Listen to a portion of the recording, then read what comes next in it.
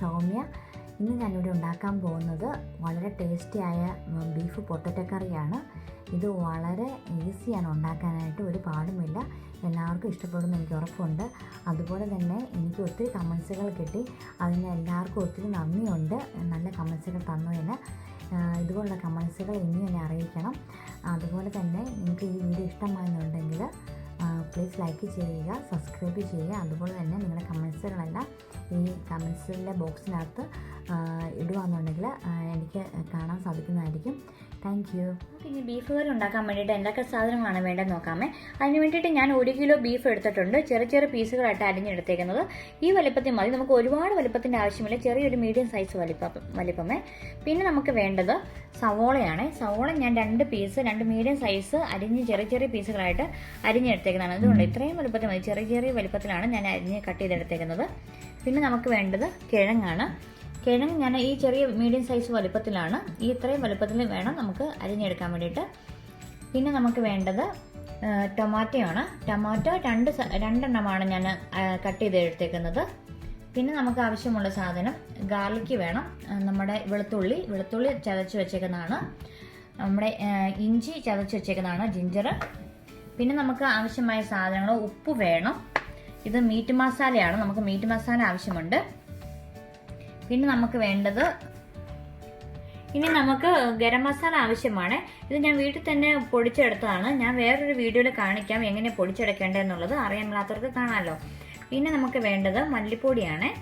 മല്ലിപ്പൊടി ഞാൻ ആവശ്യത്തിന് എടുത്തിട്ടുണ്ട്. ഞാൻ പിന്നെ മീറ്റിൻ്റെ കൂടെ നമുക്ക് ഗ്രേവി ഉണ്ടാക്കുമ്പോൾ, മീറ്റ് ഉണ്ടാക്കുമ്പോൾ നമുക്ക് ഓരോരോ അളവാണ്, അത് ഞാൻ പിന്നെ കാണിക്കാവുന്നതാണ്.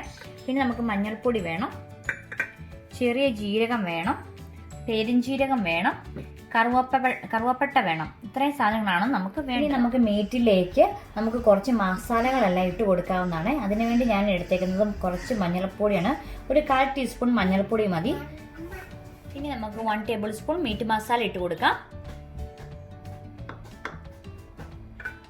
1 ടേബിൾ സ്പൂൺ മല്ലിപ്പൊടി, 1 ടേബിൾ സ്പൂൺ ഗരം മസാല, പിന്നെ 1 ടേബിൾ സ്പൂൺ നമുക്ക് ഇഞ്ചി ചതച്ചത് ഇട്ട് കൊടുക്കാവുന്നതാണ്. അതുപോലെ തന്നെ വെളുത്തുള്ളി ചതച്ചതും ഇട്ട് കൊടുക്കാം. ഇനി നമുക്ക് കുറച്ച് ഉപ്പും കൂടെ ഇട്ട് കൊടുത്തതിന് ശേഷം നമുക്ക് നന്നായിട്ട് മിക്സ് ചെയ്തെടുക്കാവുന്നതാണ്. ഇനി നമുക്കിത് മീറ്റിലേക്ക് എല്ലാം കൂടെ നന്നായിട്ട് യോജിപ്പിച്ച് നമുക്ക് മിക്സ് ചെയ്തെടുക്കാവുന്നതാണ്. അങ്ങനെയാണെന്നുണ്ടെങ്കിൽ നന്നായിട്ട് ഇറച്ചിയിൽ നന്നായിട്ടൊന്ന് പിടിച്ചോളും.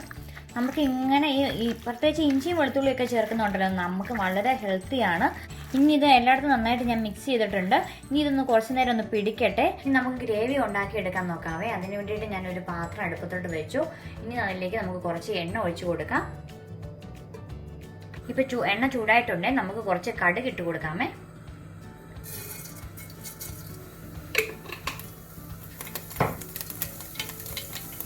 പൊട്ടി വരുമ്പോഴത്തേനും നമുക്ക് എടുത്ത് വെച്ചേക്കുന്ന സവോള ഇട്ട് കൊടുക്കാം.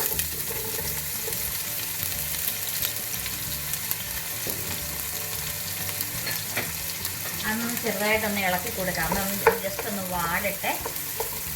ചെറുതായിട്ടൊന്ന് വാടിയിട്ടുണ്ട്. ഇനി നമുക്ക് എടുത്തു വെച്ചേക്കുന്ന ബാക്കിയുള്ള ഇഞ്ചിയും വെളുത്തുള്ളിയും കൂടെ ഇട്ട് കൊടുക്കാമേ.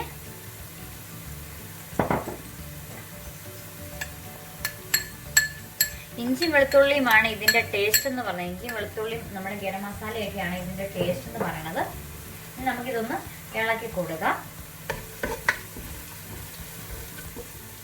ഇപ്പൊ ഒരു മൂത്ത് വന്നിട്ടുണ്ട്. ഇനി നമുക്ക് ഇതിലേക്ക് അരിഞ്ഞു വെച്ചേക്കുന്ന തക്കാളി ഇട്ട് കൊടുക്കാമേ. ഇനി നന്നായിട്ട് നമുക്ക് ഇളക്കി കൊടുക്കാം. ഇനി നമ്മൾ എടുത്തു വെച്ചേക്കുന്ന ജീരകം ഉണ്ടല്ലോ, ജീരകം ഒരു 1/4 ടീസ്പൂണാണ് ഞാൻ എടുത്തേക്കുന്നത്. 1/4 ടീസ്പൂൺ ജീരകം നമുക്ക് ഇട്ട് കൊടുക്കാം. അതുപോലെ 1 ടീസ്പൂൺ പെരിഞ്ജീരകം എടുത്തിട്ടുണ്ട്, അതും നമുക്ക് അങ്ങ് ഇട്ട് കൊടുക്കാം. പെരിഞ്ജീരകം ഇട്ട് കൊടുത്തു. പിന്നെ കറുവപ്പട്ട 2 കുഞ്ഞു പീസുകളാണ് ഞാൻ എടുത്തേക്കുന്നത്, അത് നമുക്ക് ഇട്ട് കൊടുക്കാവുന്നതാണ്.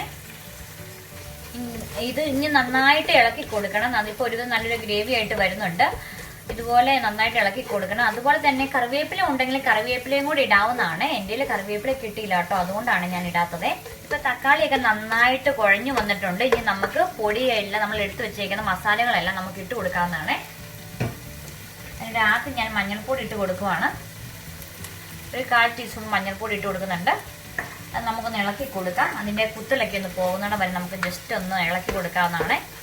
ഒരു മിനിറ്റ് നമുക്ക് ഇളക്കി കൊടുക്കാം. എന്നിട്ട് അതിൻ്റെ കുത്തലൊക്കെ ഇങ്ങ് പൊക്കോളും. പിന്നെ പ്രത്യേകം ഓർക്കണം കേട്ടോ, നമ്മൾ മസാലക്കൂട്ടൊക്കെ ഇടുമ്പോഴത്തേനുണ്ടല്ലോ, മസാലപ്പൊടികളെല്ലാം ഇടുമ്പോഴത്തേനും നമ്മൾ ലോ ഫ്ലെയിമിൽ വെച്ചിട്ട് വേണം ചെയ്യാനായിട്ട്. അല്ലാന്നുണ്ടെങ്കിൽ പൊടികളൊക്കെ പെട്ടെന്ന് കരിഞ്ഞു പോകാനായിട്ട് സാധ്യതയുണ്ട്.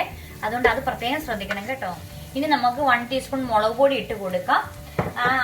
നിങ്ങളുടെ എരിവിൻ്റെ അനുസരിച്ച് മുളക് പൊടി ചേർത്ത് കൊടുക്കാവുന്നതാണ്. പച്ചമുളക് വേണമെന്നുണ്ടെങ്കിൽ കൂടുതൽ എരിവ് വേണമെന്നുള്ളവർക്ക് പച്ചമുളക് ഇട്ട് കൊടുക്കാം.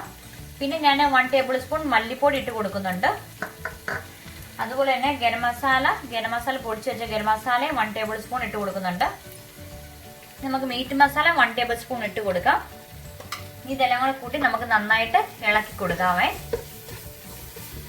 ഈ കൂട്ടി തന്നെ നമുക്ക് കുറച്ച് ഉപ്പും കൂടി ഇട്ട് കൊടുക്കാം. അതിനുശേഷം നമ്മൾ മാറ്റി വെച്ചേക്കുന്ന ബീഫും കൂടി ഇതിനകത്തേക്ക് ഇടുന്നുണ്ട്. അതിന് ലാസ്റ്റ് നമുക്ക് ഉപ്പെല്ലാം കൂടെ നോക്കിയിട്ട് അതനുസരിച്ച് നമുക്ക് ഉപ്പ് ചേർത്ത് കൊടുക്കാവുന്നതാണ്. ഇനി നന്നായിട്ട് നമുക്കൊന്ന് മിക്സ് ചെയ്ത് കൊടുക്കാം. മസാലകളൊക്കെ ഒന്ന് മൂത്ത് വരുന്നിടം വരെ നമുക്ക് 1-2 മിനിറ്റ് നേരത്തേക്ക് ഒന്ന് ഇളക്കി കൊടുക്കാം. പൊടികളൊക്കെ നന്നായിട്ട് മൂത്ത് വന്നിട്ടുണ്ട്. ഇനി നമുക്ക് മാറ്റി വെച്ചേക്കുന്ന നമ്മുടെ ബീഫ് മീറ്റ് നമുക്ക് ഇട്ട് കൊടുക്കാവുന്നതാണ്.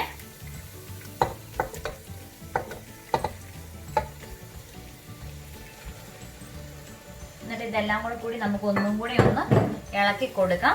എല്ലാം കൂടെ ഒന്ന് ബീഫിനകത്തേക്ക് ഈ മസാലകളെല്ലാം കൂടെ ഒന്ന് ഗ്രേവി നന്നായിട്ടൊന്ന് പിടിക്കട്ടെ. അതിനുശേഷം നമുക്കിത് മൂടി വെച്ച് കുറച്ച് സമയത്തേന് നമുക്ക് വേവിക്കാവുന്നതാണ്. അപ്പം ഞാൻ നന്നായിട്ട് ഇളക്കി കൊടുത്തിട്ടുണ്ട്. ഇപ്പം എല്ലായിടും നന്നായിട്ട് പിടിച്ചിട്ടുണ്ട്. ഗ്രേവിയെല്ലാം എല്ലായിടത്തും ബീഫിൽ എല്ലായിടത്തും ആയി. ഇനി നമുക്കിത് മൂടി വെക്കാവുന്നതാണ്. കുറച്ച് സമയത്ത് മൂടി വെച്ച് നമുക്ക് വേവിച്ചെടുക്കണം. പകുതി വേവാകുമ്പോഴത്തേനും നമുക്ക് കിഴങ്ങ് ഇട്ട് കൊടുക്കാവുന്നതാണ്. കുക്കർ വേണമെങ്കിൽ കുക്കറിലും ഉണ്ടാക്കാവുന്നതാണ്. പക്ഷേ നമുക്ക് ഇങ്ങനെ ഉണ്ടാക്കുന്നതാണ് ഇച്ചിരി കൂടെ നല്ലൊരു ടേസ്റ്റ് കിട്ടുക. അതുകൊണ്ടാണ് ഞാൻ ഈ രീതിയിൽ കുക്ക് ചെയ്യുന്നത്. ഞാൻ ഇതൊന്ന് മൂടി വെക്കുവാണ്. ഇനി നമുക്കൊരു മീഡിയം ഫ്ലെയിമിലേക്ക് ഇടാം. നമുക്ക് വേറെ വെള്ളമൊന്നും ഒഴിച്ചു കൊടുക്കേണ്ട ആവശ്യമില്ല. കാരണം നമ്മുടെ ബീഫിലെ വെള്ളം അതിനകത്ത് തന്നെ ഇറങ്ങിക്കൊള്ളൂല്ലോ. അതുകൊണ്ട് നമുക്ക് വേറെ പ്രത്യേകിച്ച് വെള്ളം ഒഴിച്ചു കൊടുക്കേണ്ട ആവശ്യമില്ല. കുറച്ച് സമയം കഴിഞ്ഞ് നമുക്ക് നോക്കിയിട്ട് വെള്ളം വേണമെന്നുണ്ടെങ്കിൽ അതനുസരിച്ച് നമുക്ക് ഒഴിച്ചു കൊടുക്കാവുന്നതാണ്. ഞാനൊരു മീഡിയം ഫ്ലെയിമിലാണ് ഇപ്പോൾ ഇട്ടേക്കുന്നത്. ഒരു 20 മിനിറ്റ് ആയിട്ടുണ്ട്. ഇപ്പം അതിൻ്റെ വെള്ളമൊക്കെ ശരിക്കും പറ്റി ഇപ്പം ഗ്രേവിയൊക്കെ നന്നായിട്ട് പിടിച്ചിട്ടുണ്ട്. ഇറച്ചിയിലോട്ട് നന്നായിട്ട് പിടിച്ചിട്ടുണ്ട്. ഇനി ഈ സമയത്ത് നമുക്ക് നമ്മൾ അരിഞ്ഞു വെച്ചേക്കുന്ന കിഴങ്ങ് നമുക്ക് ഇട്ട് കൊടുക്കാവുന്നതാണ്. കിഴങ്ങൊക്കെ ഞാൻ ഇട്ട് കൊടുത്തു. ഇനി നമുക്ക് വെള്ളം ഒഴിച്ചു കൊടുക്കാവുന്നതാണ്. ഞാൻ 1 ഗ്ലാസ് വെള്ളം ഒഴിച്ചു കൊടുത്തിട്ടുണ്ട്. ഇനി നന്നായിട്ട് ഇളക്കി കൊടുക്കണം. നന്നായിട്ട് ഇളക്കി കൂടുതൽ വെള്ളം ആവശ്യമുള്ളതെന്നുണ്ടെങ്കിൽ അതനുസരിച്ച് 1.5 ഗ്ലാസ് വരെ വെള്ളം ഒഴിച്ചു കൊടുക്കുക. അതിനുശേഷം നമുക്ക് വേവ് അനുസരിച്ച് കൂടുതൽ വെള്ളം ചേർത്ത് കൊടുക്കാവുന്നതാണ്. ഇനി നമുക്ക് ഇളക്കി കൊടുത്തതിന് ശേഷം ഒന്നും കൂടെ മൂടി വെക്കാം. ബാക്കിയും കൂടെ ഒന്ന് വേഗം. ഇപ്പൊ 20 മിനിറ്റ്സ് ആയിട്ടുണ്ട്. നമുക്കിത് വെന്തോന്നൊന്ന് നോക്കാവുന്നതാണ്. അതിൻ്റെ ചാറൊക്കെ ഒന്നും കൂടെ വറ്റിയിട്ടുണ്ട്. ഒന്ന് ഇളക്കി കൊടുക്കാം നമുക്ക്. അതിനുശേഷം നമുക്കൊന്ന് വെന്തോന്നൊന്ന് നോക്കാം. ഇപ്പം ഞാൻ ലോ ഫ്ലെയിമിൽ ഇട്ടേക്കാണ്. കാരണം ഇതിൻ്റെ ചാറൊക്കെ നന്നായിട്ട് വറ്റി വന്നിട്ടുണ്ട്. നന്നായിട്ടൊന്ന് വറ്റി വരുമ്പോൾ അതിൻ്റെ ഒരു ടേസ്റ്റ് കിട്ടുകയുള്ളേ. ഞാൻ ഇനി വെന്തോന്നൊന്ന് നോക്കട്ടെ.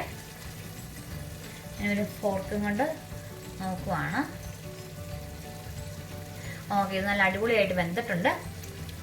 നല്ല ടേസ്റ്റാണ്. നല്ല മണം. അടിപൊളി മണമാണ് വരുന്നത്. നല്ല ടേസ്റ്റുണ്ട്. ഞാൻ തീ ഓഫ് ചെയ്ത് വെക്കുവാണ് ഞാൻ. ഇതിപ്പോൾ നന്നായിട്ട് വെന്ത് വന്നിട്ടുണ്ട്. ഞാൻ പൊട്ടറ്റോയ്ക്കൊക്കെ നമ്മുടെ ഈ ഇറച്ചിയുടെ നെയ്യൊക്കെ അങ്ങ് പിടിച്ചിട്ടുണ്ട്. നല്ല അടിപൊളി ടേസ്റ്റാണ്. എല്ലാവരും തീർച്ചയായിട്ടും ഇത് ട്രൈ ചെയ്ത് നോക്കണം. ഇത് നിങ്ങളുടെ വിലയേറിയ അഭിപ്രായം എന്നെ അറിയിക്കണം. ഇത് നമുക്ക് ഏതിൻ്റെ കൂടെ വേണമെങ്കിലും കടിക്കാം. നമുക്ക് ചോറിനൂടെ വേണമെങ്കിൽ ചോറിനൂടെ കടിക്കാം. ചപ്പാത്തിയുടെയോ അപ്പത്തിൻ്റെ കൂടെയോ ഏതിൻ്റെ കൂടെ വേണമെങ്കിലും നല്ല ബെസ്റ്റ് കോമ്പിനേഷനാണ് കേട്ടോ. അതുകൊണ്ട് എല്ലാവരും തീർച്ചയായിട്ടും ഇത് ട്രൈ ചെയ്ത് നോക്കണേ. എന്നിട്ട് നിങ്ങളുടെ അഭിപ്രായങ്ങൾ എന്നെ തീർച്ചയായിട്ടും അറിയിക്കണം.